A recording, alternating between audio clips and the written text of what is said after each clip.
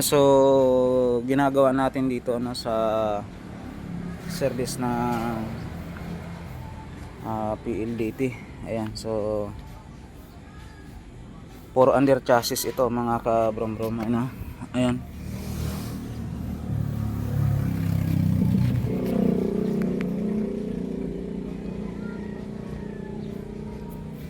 So yun yung ating mga gawain.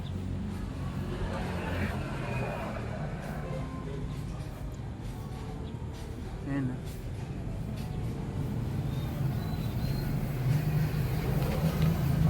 So ano ito? Under chassis. Mitsubishi Triton. Under chassis. Ayan.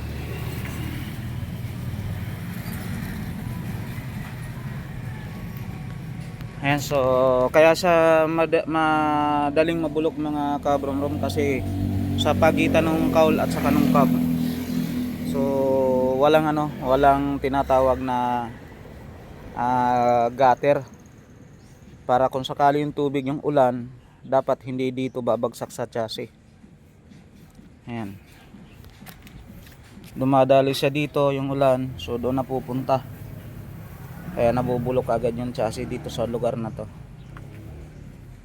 Ayan, mapapansin nyo wala siyang gutter. Hindi siya tulad ng L300 na Mitsubishi, na yung mga makina Euro 44N14 or 4056 engine, no?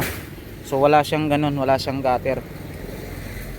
Kaya automatic doon siya napupunta sa chassis.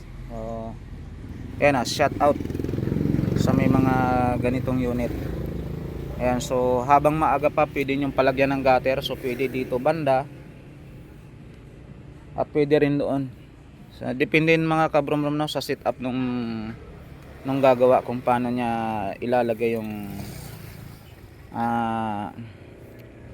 gutter, rain gutter ika nga nila, no? So dito sa side na to or doon, para hindi siya madaling mabulok.